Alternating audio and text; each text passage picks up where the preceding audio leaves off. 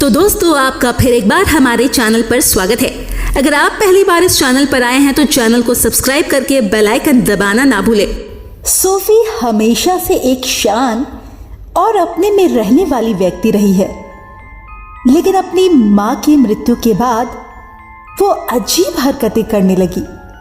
वो अपने कमरे में अकेले घंटों बिताती थी, खुद से ऐसी भाषा में फुसफुसाती थी जिसे कोई नहीं समझ सकता था।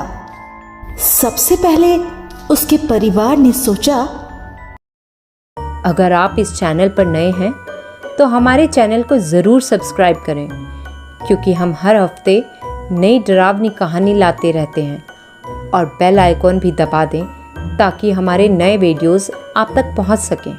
तो आज की कहानी शुरू करते हैं।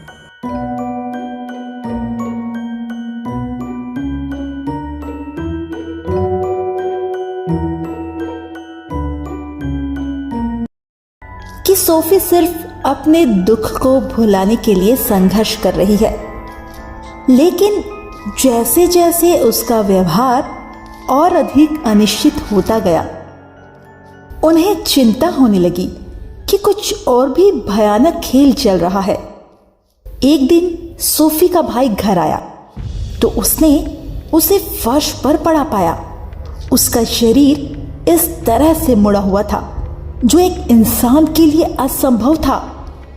वो उसे गहरी कंठस्थ आवाज में बोलते हुए सुन सकता था, जो उसकी अपनी थी ही नहीं। भयभीत होकर उसने स्थानीय पंडित को बुलाया, जिसने भूत बाधा के संकेतों को तुरंत पहचान लिया।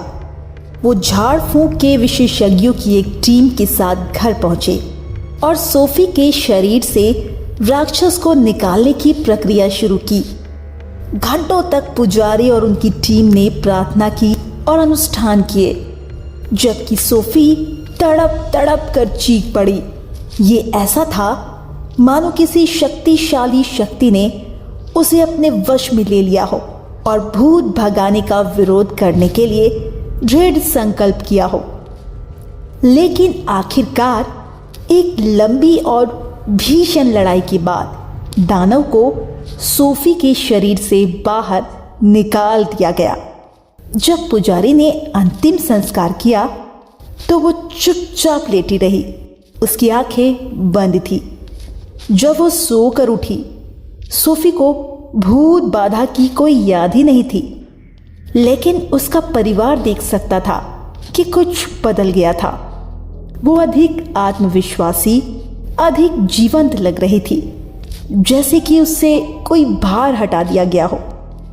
अगले कुछ महीनों में सोफी पूरी तरह ठीक हो गई, लेकिन उसके परिवार और भूत भगाने वाले पंडित को पता था कि उन्होंने बुराई की एक शक्तिशाली शक्ति का सामना किया। उन्हें आश्चर्य हुआ कि क्या ये वास्तव में चला गया था, या यदि ये फिर से हमला करने की प्रतीक्षा कर रहा था। एक रात सोफी के परिवार को उनके सामने के दरवाजे पर जोर से दस्तक ने जगाया। जब उन्होंने दरवाजा खोला तो उन्होंने सोफी को दरवाजे पर खड़ा पाया।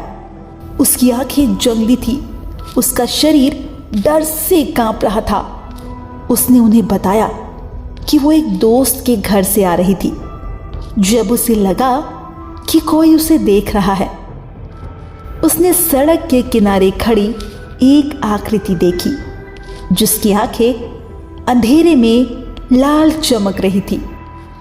जैसे ही वो आगे बढ़ी, उसने अपने कान में फुसफुसाते हुए एक आवाज सुनी, एक आवाज जो उसके अपने सिर के अंदर से आ रही थी। ये आवाज उसने पहले भी सुनी थी। सोफी का परिवार और पंडित सभी चिन्हों से परिचित थे। वे जानते थे कि दानव वापस आ गया था और वो पहले से कहीं अधिक शक्तिशाली था। अगले कुछ ही हफ्तों में सोफी का व्यवहार और भी अनिश्चित हो गया। वो अपने कमरे में बंद घंटों बिताती थी, उसी अनजान भाषा में बोलती थी। उसके परिवार ने उसकी मदद लेने की कोशिश की, लेकिन किसी को समझ ही नहीं आ रहा था कि आखिर क्या किया जाए। अंत में अपनी बेटी को बचाने के लिए सोफी के माता पिता ने झाड़ फूंक करने वालों के एक समूह से संपर्क किया, जिनकी प्रतिष्ठा भूत बाधा के सबसे कठिन मामलों से निपटने के लिए थी।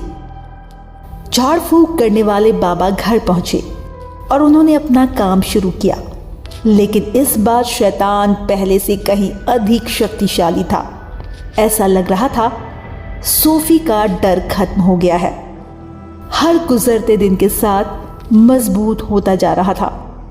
झाड़ फूंक करने वालों ने प्रार्थना की और अनुष्ठान किए, लेकिन यह स्पष्ट था कि वे लड़ाई हार रहे थे।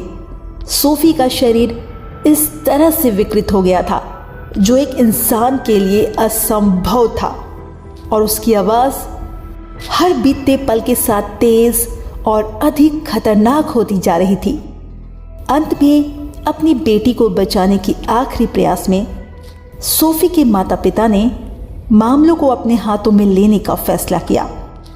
उन्होंने खुद को सोफी के कमरे में बंद कर लिया और प्रार्थना करने लगे।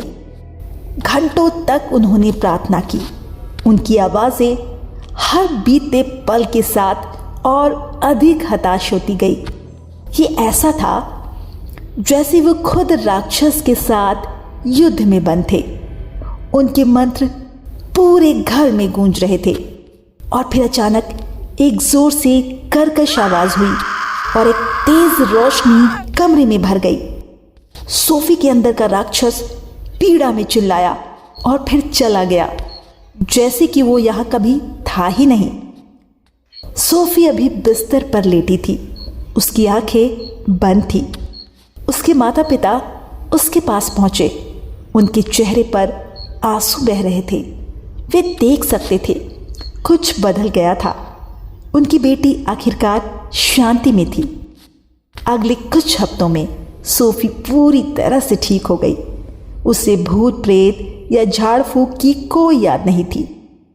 उसका परिवार इसके लिए आभारी था, लेकिन वो उस आतंक को कभी नहीं भूले जिसका उन्होंने सामना किया था। वो सरासर आत्मा जिसने उनकी बेटी को पूरी तरह से जकड़ लिया था। सालों बाद एक वयस्क के रूप में सोफी को कभी कभी दानव के लौटने के बुरे सपने जरूर आते थे, लेकिन वो जानती थी कि वो उसका सामना करने के लिए काफी मजबूत थी। उसे अपने परिवार और अपने विश्वास का समर्थन प्राप्त था, इसीलिए उसने अपना जीवन सामान्य तरीके से व्यतीत किया। हमेशा बुराई के संकेतों को देखती रही। जो कुछ भी उसके रास्ते में आया, उसका सामना करने के लिए सोफी हमेशा तैयार रही, क्योंकि सोफी जानती थी उसने दुनिया के सबसे बुरी स्थिति का सामना किया है और वो विजयी हुई है। तो दोस्तों, आज की कहानी कैसी लगी हमें कमेंट में ज़रूर बताएं, और अगर आपको कहानी अच्छी लगी तो वीडियो को लाइक और शेयर करें ताकि इससे हमें और अच्छी कहानियां बनाने का मोटिवेशन मिले।